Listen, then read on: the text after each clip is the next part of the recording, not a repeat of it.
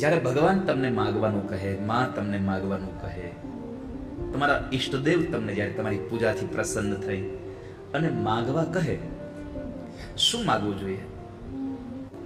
શું માગવું જોઈએ? આશીર્વાદ. શેના પણ? આશીર્વાદ તો કેટલી પ્રકારના આવે, પણ પર્ટિક્યુલર કંઈક માગવાની વાત આવે કે એક વસ્તુ તમારે માગવાની છે, માગવું શું જોઈએ? આપણી પાસે તો પહેલું ઓપ્શન એક જ હોય,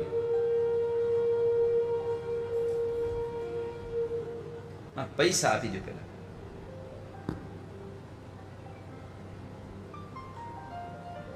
એમાં પણ યાદ રાખજો, તમારી ઓકાત કરતા વધારે જો સંપત્તિ મળી ગઈ તો એ સંપત્તિ તમને દુઃખ આપશે. તમારી લાયકાત કરતા વધારે જે વસ્તુ મળે છે તમને દુઃખ જ આપે છે હંમેશા. 15 વર્ષના છોકરાને તમે મર્સિડીઝ ગાડી આપી દો ને, આવડે છે, પરફેક્ટ આવડે છે, પણ છતાંય એ દુઃખ જ આપે. કેમ?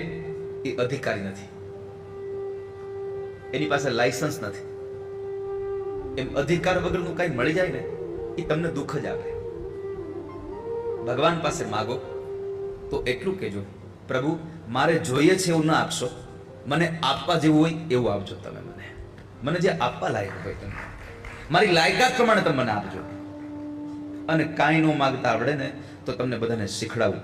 ભગવાનને કહેજો, પ્રભુ તમારી પાસે જે માગવું જોઈએ ને એ માગવાની બુદ્ધિ આપો અમને. તમારી પાસે જે માગવું જોઈએ એ માગવાની બુદ્ધિ આપો મને. પણ આપણી પાસે તો એક જ બુદ્ધિ છે, પૈસા આપી દો, સારું મકાન થઈ જાય, સારી ગાડી થઈ જાય, એટલે એ બધું આવી ગયું. ખાલી પૈસાથી સુખ નહીં મળે વાલા ભક્તો. તમારો કરોડો રૂપિયાનો બંગલો હોય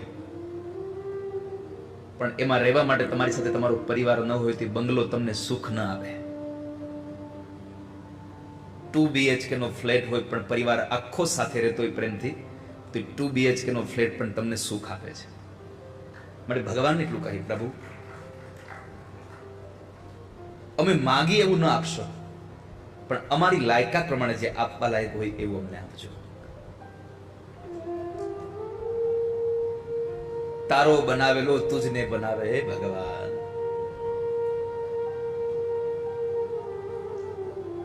આપણને ભગવાને બનાવ્યા, આપણે ભગવાનને બનાવીએ. આપણી 50,000 ની ભેંસ ખોવાઈ જાય એટલે હનુમાનજીના મંદિરે જાય, હે હનુમાન દાદા મારી ભેંસ જો પાછી મળી જાય તો હું 1 ડબ્બો તેલ ચડાવે. કેટલી મોટી માનતા! 1 ડબ્બો તેલ ચડાવીશ. ક્યારે? મારી ભેંસ પાછી આવી જાય. તો હનુમાનજી વિચાર કરે, 50,000 ની ભેંસ ગોતી દો તો 1500 નો ડબ્બો. આપણી માનતા આવી જ હોય. આપણે નથી બાર પ્રસંગમાં ગયા હોય ને ઘરે આવ્યા હોય લેટ નાઇટ, આપણી જ્વેલરી બધી કાઢતા હોઈએ અને એ જ્વેલરીમાંથી એકાદી જ્વેલરી ક્યાંક મુકાઈ જાય આડાવળી, મળે નહીં કોઈ રીતે. પછી શું કહીએ માતાજીને, હે માતાજી મારી બુટી જડી જાય તો 2 દીવા કરી. બુટી જડી જાય તો, જો ન જડી તો તમે દીવાની રાહ જોતા રાહ જોશો નહીં. આપણી માનતા જ આવી હોય છે. તો પરમાત્મા ક્યારેય છેતરાશે નહીં, યાદ રાખજો ભગવાને. એટલે બ્રહ્માજીએ કહ્યું વરદાન માગો.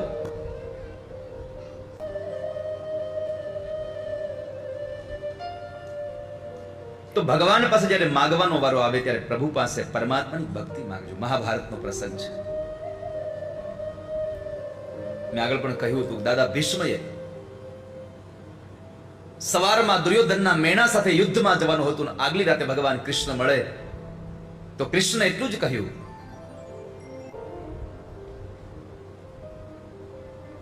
ભગવાન કૃષ્ણને દાદા ભીષ્મ એટલું જ કહ્યું, પ્રભુ આપવું હોય તો એટલું આપો, અંત સમય તમારા દર્શન થાય. ભગવાન પાસે દર્શનની ભીખ માગજો, પરમાત્મા પાસે દર્શન માગજો.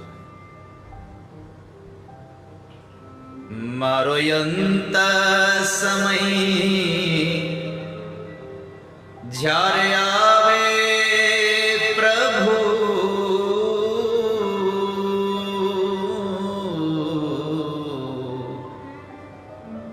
તમે રહેજો આ નૈનોની સામે પ્રભુ.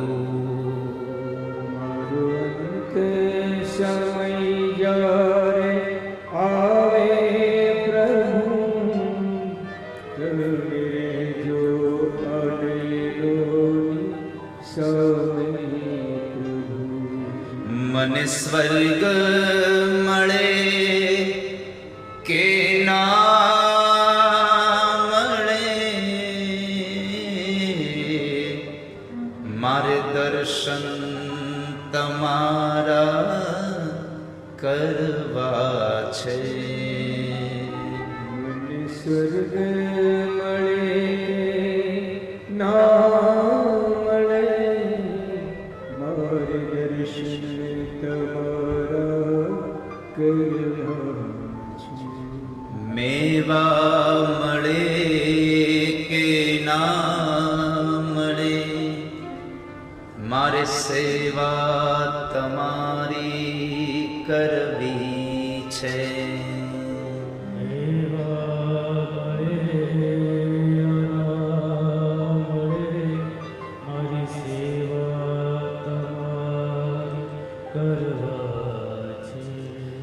મને મુક્તિ મળે કે ના મળે, મારે ભક્તિ તમારી કરવી છે.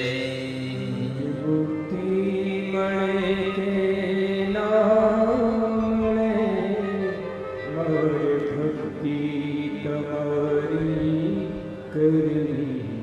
પ્રભુની પ્રાર્થના કરવા બેસો ત્યારે મારો રાગ કેટલો સારો છે, હું કેટલું સુરમાં ગાઉં છું, એનું મહત્વ નથી. તમારો રાગ સારો હોય ન હોય એના કરતા તમારો અનુરાગ સારો હોવો જોઈએ વાલા, તમારો પ્રેમ સારો હોવો જોઈએ, ભગવાનમાં ભાવ તમારો સારો હોવો જોઈએ. પ્રભુ મારી ઈચ્છા માગવામાં થાય તો એટલું થાય, તમારા દર્શન મળે મને,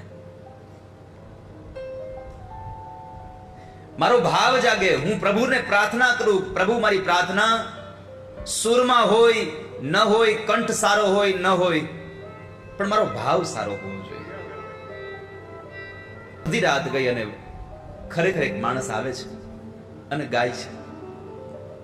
જ્યારે તાનસેનના ગુરુએ યમુનાના કિનારે કોઈ જ હાજર નહીં અને છતાં જ્યારે ગાવાનું શરૂ કર્યું અને એ ગાવાના એ સૂર તાલ લઈ અને શબ્દોમાં દિલ્હીશ્વર એટલા રાજી થઈ ગયા, એને એટલો આનંદ આવ્યો. એને તાનસેનને કીધું, તાનસેન આ તમારા ગુરુ આટલું સરસ ગાય, તમે કેમ નથી ગાઈ શકતા? તમારા ગુરુ ગાય તો મને આટલો આનંદ આવી ગયો, આટલો આનંદ તમે ગાયું ત્યારે કોઈ દી મને આવ્યો નહીં. અને ત્યારે તાનસેને એટલું કીધું, મહારાજ એનું એક જ કારણ છે. કેમ? તો કહે છે કે હું દિલ્હીશ્વરને રાજી કરવા ગાઉં છું અને મારા ગુરુ જગદીશ્વરને રાજી કરવા ગાય છે, મારા ગુરુ ભગવાનને રાજી કરવા ગાય છે, એટલા માટે આટલો સૂર નીકળે છે. તમે ભગવાનને રાજી કરજો વાલા, પ્રભુને રાજી કરવાના પ્રયત્ન કરજો. અને પ્રભુ રાજી થઈને પ્રસન્ન થઈને કહે માગો તો એટલું માગજો, પ્રભુ આપનું દર્શન થાય, અમને અંતિમ સમય તમારું દર્શન થાય. નકર અંતિમ સમય નામ નહીં આવે.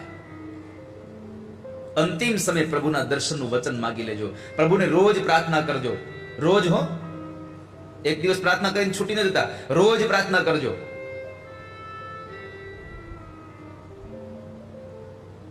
અંતિમ સમય તમારું દર્શન થાય, અંતિમ સમય તમારું દર્શન થાય. જો રોજ યાદ કર્યું હશે ને તો અંતિમ સમય યાદ આવશે, નકર યાદ નહીં આવે.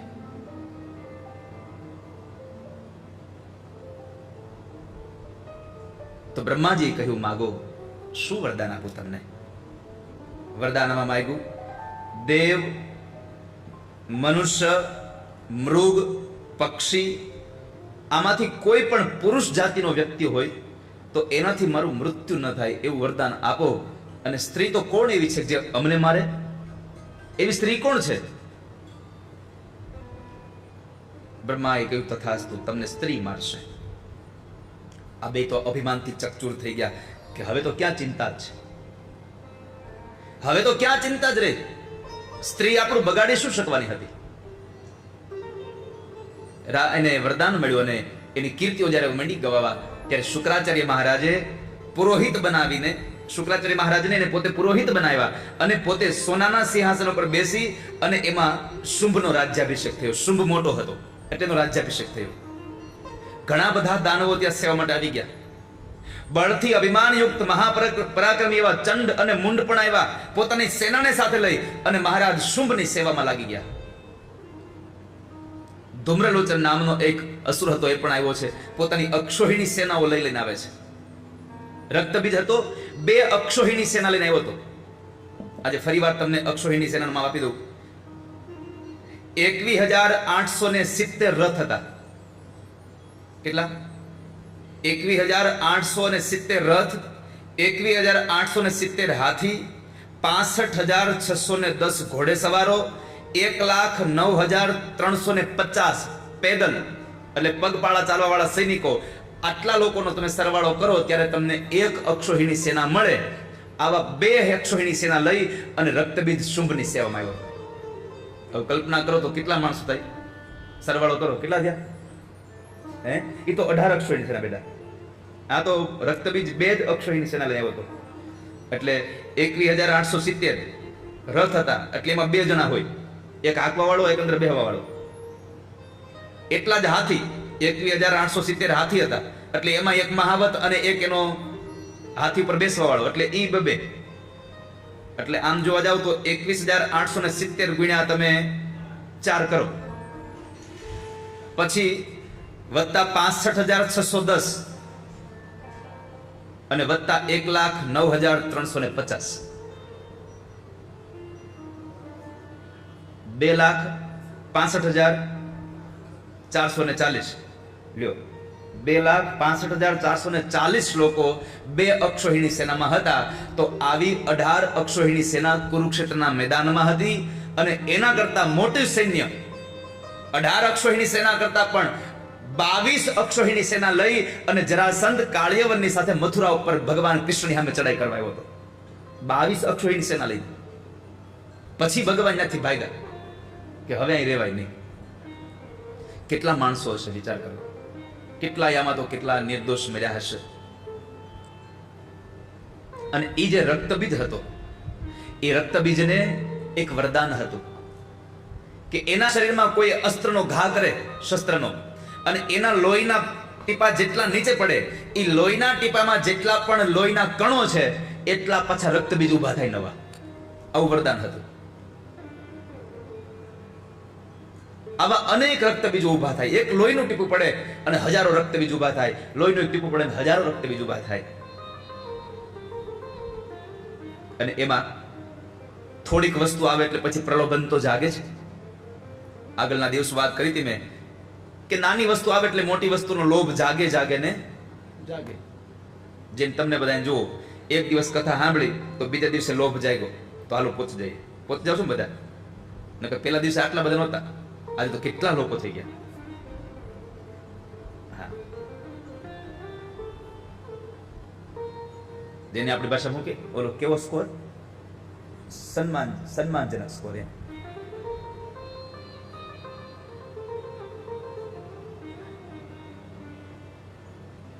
છતાં પણ લોકોને એક સારી કથા મળે છે અને એક નવી જ કથા. કારણ કે માતાજીની કથા બહુ લોકો ઓછી સાંભળી હોય. બધાના નામ સાંભળ્યા હોય. આ ચંડ મુંડ હતો, શુંભ નિશુંભ તો લગભગ કોકે સાંભળ્યું હશે, રક્તબીજને સાંભળ્યું તો આ મેન માણસોના નામ સાંભળ્યા આપણે તો.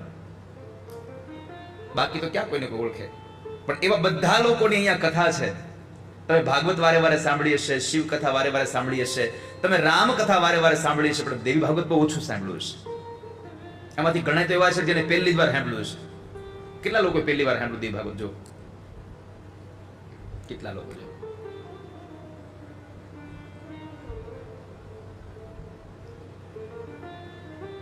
બાકી તો ભાગવત તો અરે કેટલી વાર ભાગવત કેટલા લોકો સાંભળી નાખ્યું, કેટલી વખત, જાજી વખત. કેટલા લોકો સાંભળી નાખ્યું જો તો ખરા. હરખા તો ચોકરો ખબર પડે કેટલા લોકો સાંભળી નાખ્યું.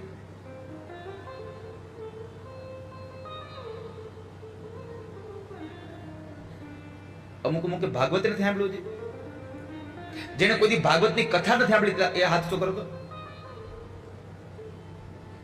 કોક તો નોંધાવો ના તારી.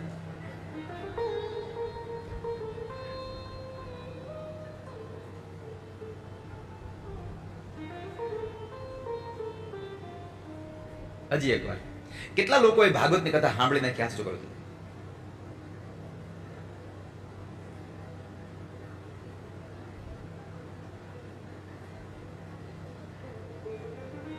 હજી